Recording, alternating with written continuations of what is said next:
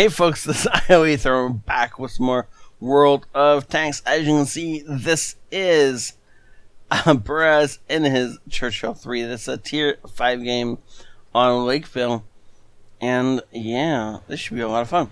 So, wait, where? Wait, no, heavy tanks go that way. Interesting. Well, with 2 marks of excellence, I should hope he knows what he's doing. But for everyone else who doesn't, heavy tanks go into the city over here. Tank destroyers will end up on this ridge line or over here somewhere, and will begin a crossfire into the enemy over here. And of course, if you're stationed up over here, you can actually get shot into the city. Medium tanks should be going down here, trying to light up the enemy side of the map, and then on the low side over here, and you get a couple of tank destroyers back here and 1 medium to light tank up here, and you can hold the valley. It looks like he's got something else in mind, though. It looks like he doesn't want to just hold the valley. I think he's going to push the valley, which is suicidal to anyone who A, doesn't get lucky, or B, doesn't know what they're doing. I want to note that at this tier, when you're looking at a Churchill 3, the only thing you want to be shooting is the turret. The flat front of that turret will not necessarily accept every round because it is a little bit thick armor on the front. But if you hit the gun port right here, then that will pretty much go straight through.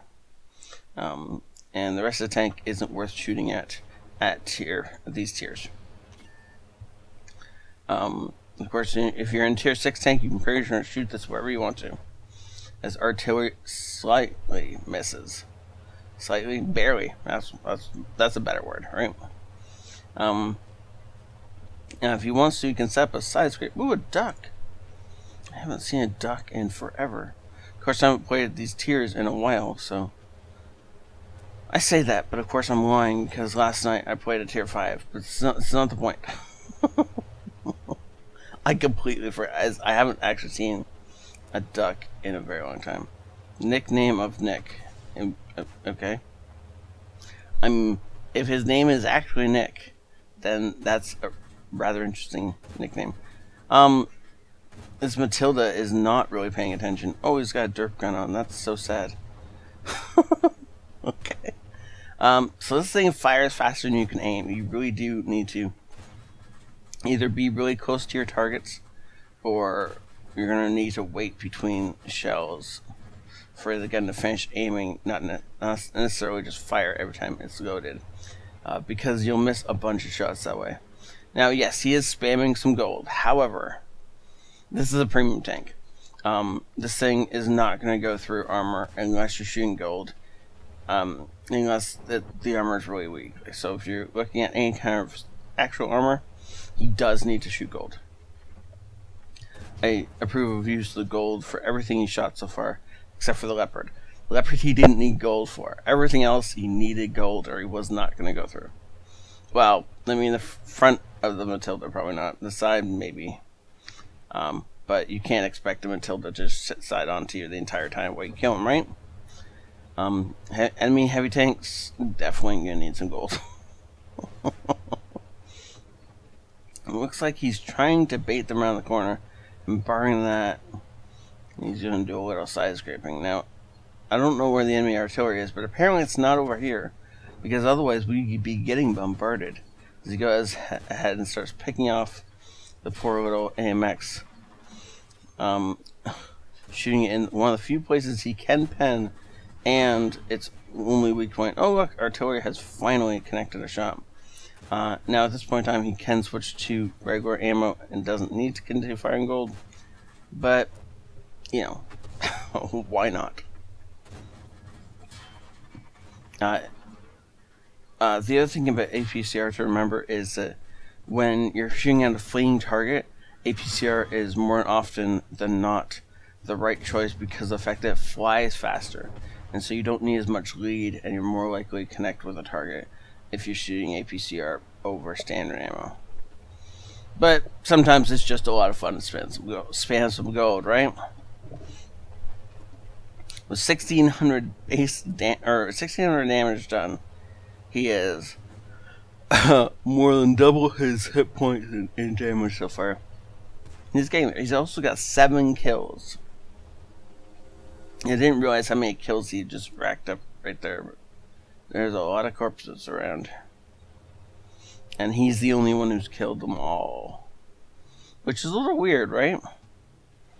Half the enemy team stood against him, and he went through them all without, well, too much complaining, except for the artillery. Artillery and the S-35CA are the only things that have actually done damage to him. He cannot take another hit from the S-35, by the way. So he's assuming it's going to shoot at the Chaffee, or it's ran away. It turns out it ran away. So now that it's run away, he's going to push forward. Now, if he wants a pool's mount, he's going to have to kill everything left on the enemy team. It's unlikely, but maybe, right? Especially if his team continues to falter, or slow down, or stop. Nope, LAF just died. Never mind that. So the only thing he can get now is Radley Walters, if he can find this S-35 before the rest of his team finds it. Or, alternatively, if he can kill the Birch Gun, which was last spot. Oh, hi, Mr. Birch Gun. How are you doing today? And quickly tapping and fixing his driver. Nope, instead he's just gonna keep driving without fixing his driver. He's not looking at us. Oh, unfortunately not able to get the round off. And does not heal his driver. That's a little sad. Dead crew members do get less experience points than live crew members at the end of a game, which makes a lot of sense if you think about it. Though how they get resurrected, I don't know. I guess there's a lot of true res or just resurrection spells laying around. It's probably just resurrection spells laying around. Probably in staffs, resurrection staff. If you have any idea what I'm talking about, good job getting the reference. If you don't, I'm sorry. D&D took over my life for a long time there, and now I just think in terms of D&D a lot of the time. Well, more than I probably should. Okay. We're gonna jump over and see what his battle results were. Ace Tanker. He also gets Duelist, Fire for Effect, the Radley Walters, and Naden's Medal for taking out all enemy light tanks. At least 3. Wait, what? It suddenly occurs to me this is a low tier game. There can't be that many enemy light tanks. Okay, so this is 1.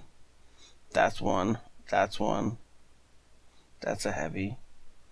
That's medium, heavy, light tank. Oh, so there was 4 enemy light tanks then, and we took them all out. I've gotten one of these, I think, in my career. They're really rare. High caliber, awesome, and Top Gun. Good job. And by the way, this is like, I think this is the highest tier you can get, or the lowest tier you can get. These two at least. I don't know about these. I don't know if you can get Top Gun and High Caliber at tier 1, but you'd have to be at least tier 5 to get these two. Oh, so that's awesome. 1,700 base experience. Good lord. You know, the times when you almost get as much experience as you do damage done, those are very, very special times, because that doesn't happen in the higher tiers. This is pretty awesome. This not so much. But wow. The T-67 deserves props, because without him, this game would have been a lot harder. Possibly lost, but definitely a lot harder. Well done, well played, and 6,000 experience is totally worth it. Even losing a bunch of cash off this. This was a fun game, and I'm glad I got to watch it. Thank you so much, Braz, for saying it in. Thank you all for watching. Have a great night. Have a great Sunday, sorry. And I'll see you next time. This is ioEther out.